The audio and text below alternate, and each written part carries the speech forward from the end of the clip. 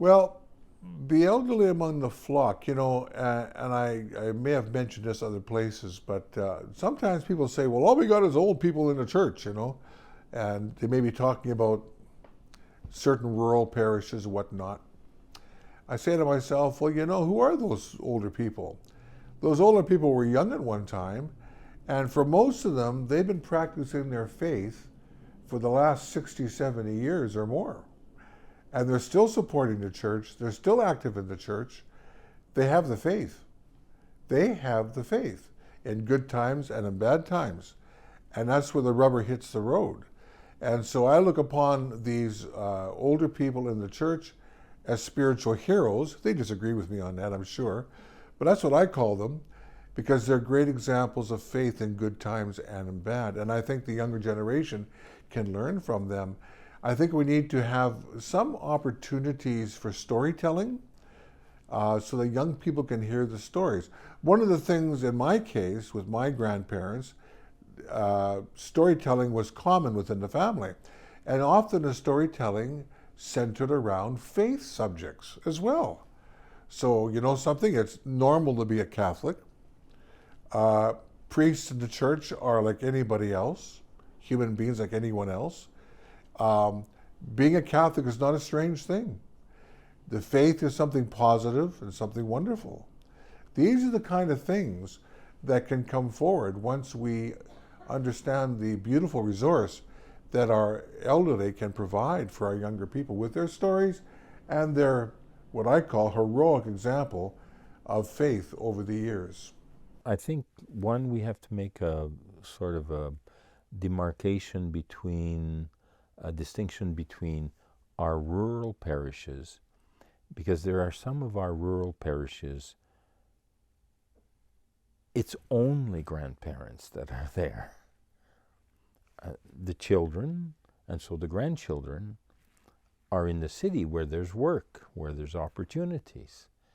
It's a question of rural demographics. And so that's a challenge for parishioners and for pastors, where the numbers are steadily declining. But still, every effort made to maintain and keep community strong and life-giving as long as it is possible. Then we have parishes where there's lots of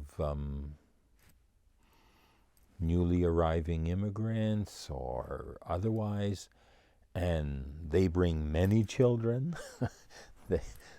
they are continuing to have many children, 5, 6, 7 in the family.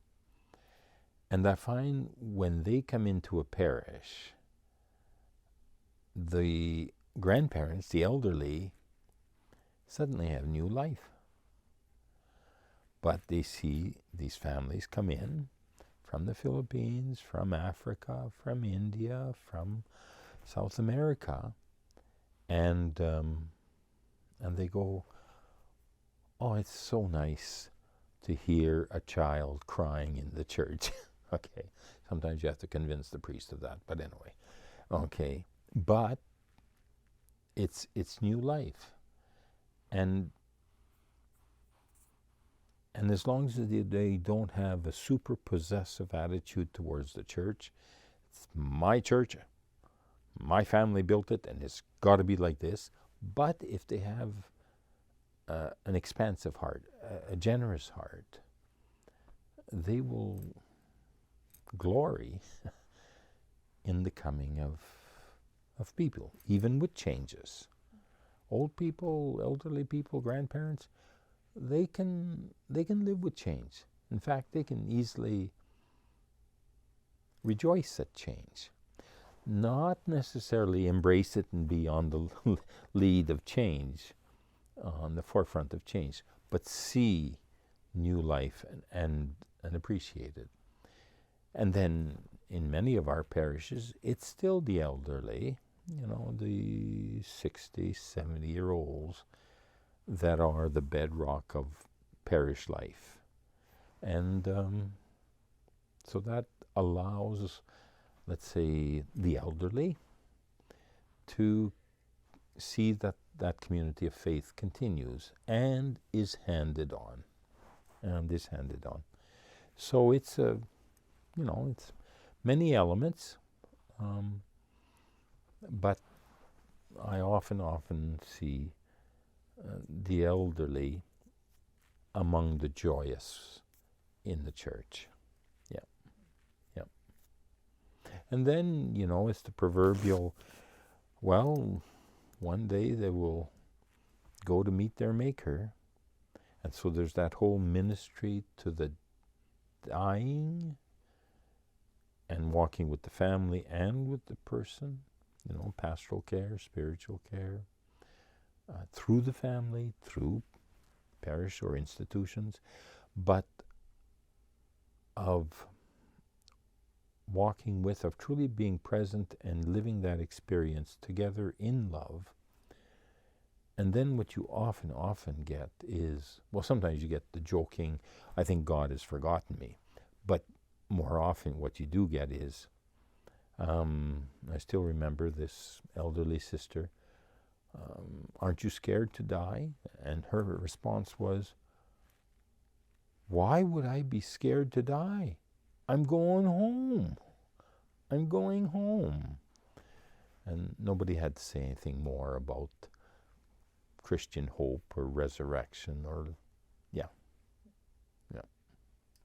Although many of our seniors, grandparents, and seniors are visible in our church, in our divine liturgy, gatherings in churches and that, we also have to realize that there are various amounts of our elders and grandparents who, for physical restrictions, can't necessarily make it to church, especially in wintertime.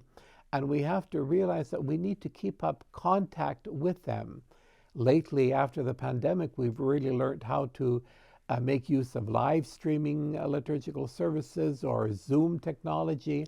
And these are ways that we can reach out to them and make sure that they feel included in our faith communities and not forgotten.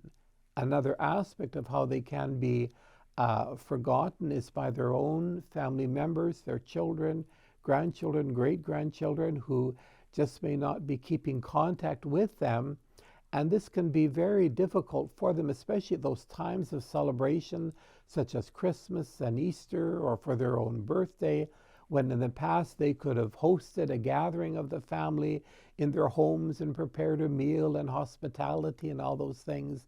And when they can't do it now, at times the family members drift away.